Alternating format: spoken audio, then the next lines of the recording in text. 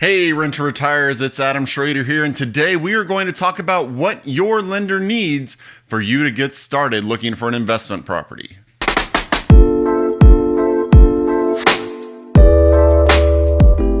Before we get started, I want to remind everyone, please subscribe to our YouTube channel, click the notifications bell. Don't miss any of the content we're putting out.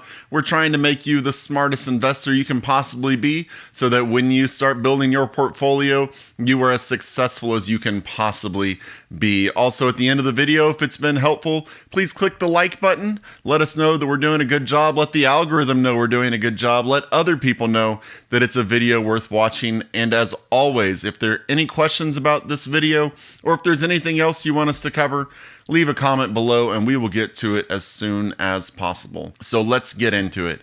Why should you worry about what your lender needs, and why do you need to worry about being pre-approved by a lender? Well, let's talk about it. Pre-approval, that process simply means your lender is telling the seller there is a very, very good chance that you will qualify for the loan that you need to buy their property.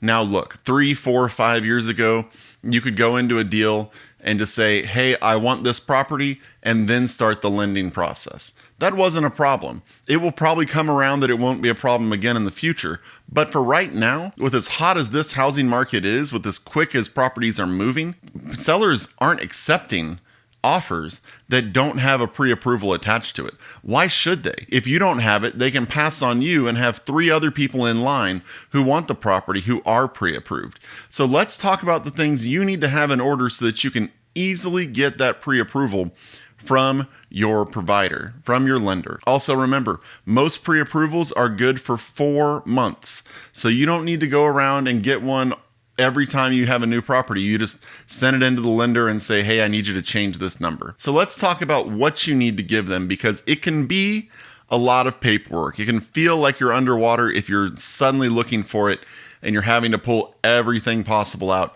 and it gets much trickier as you continue building your portfolio. So what do you need? The first thing you're going to need is your most recent mortgage statements for all properties that you own. This is personal residence. This is investment properties, second home, loans.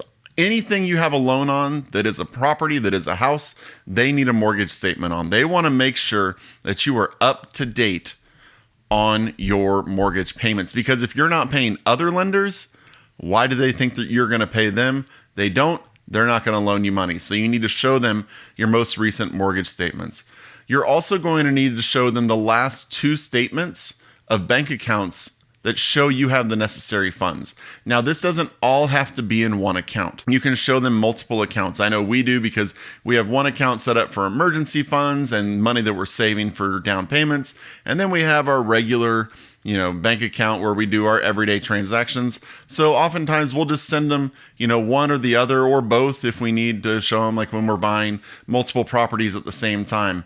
So you need to show them that you have the money for the down payment available. So you need to have the last 2 bank statements showing that you have that money. You're also going to need HOA statements, homeowner association paperwork.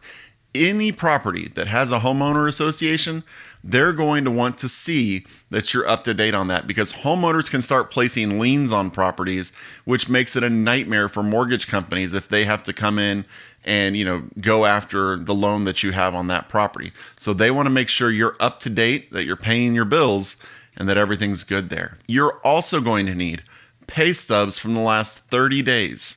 All right, this is assuming you're a W-2 employee or a 1099 getting paid monthly, something like that. You're going to need pay stubs for the last 30 days showing consistent pay. All right, now if you're a 1099, you can oftentimes show them, your last quarter, how it's been going, making sure your income isn't dropping significantly, that it's staying relatively steady or increasing over time. That will show them that you are getting paid, you are working, things are good, and that they don't have anything to worry about moving forward. So make sure you download your pay stubs from your employer as time goes on. Or if you're the business owner, make sure you're keeping track of your books, right? They're also going to need your W-2 or K-1 from the previous 2 years. All right. You can't get rid of your paperwork whenever you're an investor. You need to hold on to it. Scan it, save it on your computer, put it in the cloud, wherever you keep documents secure, put these in there. You need your W-2 or K-1 from the previous 2 years. You're also going to need your federal tax return for the previous 2 years. Now, if you file an extension, you have to tell them, hey, I haven't filed this year's taxes because I had an extension. Or in the case of me this year, if there's something dramatic that comes around, in Texas, they extended the deadline. So I had to just tell them, hey, we haven't filed our taxes because Texas made a rule this year where we don't have to yet. But they need to see your taxes from the previous 2 years. And if you don't have the most recent one that was due, you need to tell them why you don't. They're also going to need a copy of your driver's license, passport, or permanent resident alien card, front and back. You should also have this scanned into your computer, whether or not you're buying rental properties and building a portfolio, because having these things in hand can save you a lot of trouble in the future if anything happens. And if you have all of these things, you can get pre-approved if your numbers look good. But just know, this is the kind of stuff you're going to need to have in place. You want to keep this organized. All right, you don't want to have to go out every single time and say, do I have this? Do I have that? Do I have this? Oh my gosh, where is my tax return? I need to get that set up. Every single time something new comes along, if you know you're going to be closing in the next 2 months, start saving your pay stubs. Just start saving them. Every time you get, your monthly mortgage statement, just download it. Whenever you get, your tax returns, either scan them in or save the PDF. If you renew your driver's license, just scan it again, get it in there. Make sure that you have these documents in a folder on your computer or wherever you keep them safely, and it will be quick and easy. You'll just have to open up a new email, type in your lender's email address, drop all these in as an attachment, or preferably they'll have a portal for you to upload them to. You don't want to be sending your social security number and everything over email. So, whenever they send you the link to their portal, you go into the portal, upload all the documents. It takes you 5 minutes. It will take you much more than 5 minutes if you don't get your ducks in a row beforehand, and it can have you running around trying to find where everything is. So be organized going into this, and know you're going to need letters of pre-approval. You're going to need to show you can get the loan to get a property in today's environment. And also know that lenders are fairly swamped right now. They're getting application after application after application after application. It's going to take some time for you to get pre-approved.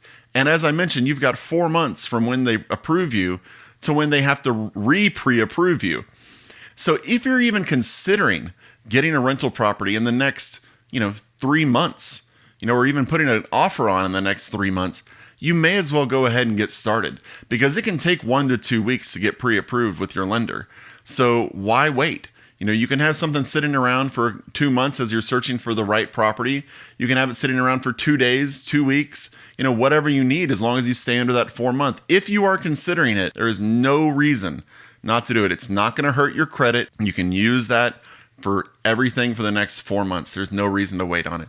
So get these documents in order, and it will make your life easier whenever the pre-approval time comes ready for you. So that's it for today's video. I hope it's been helpful. If it has, please click the like button. Let other people know it's worth watching. If you have any questions about this video, or if there's any other topics you want covered, please enter it below in the comment section, and I will get to it as soon as possible. You can check us out at rent2retirement.com. That's rent2retirement.com. You can check out our podcast. See, we're putting that out twice a week. See what we're doing there. And you can also schedule a call with one of our investment counselors there on the website. And you can also see our properties, all the inventory we have available there. And until next time, see you on the next video. Thanks for watching the Rent to Retirement YouTube channel.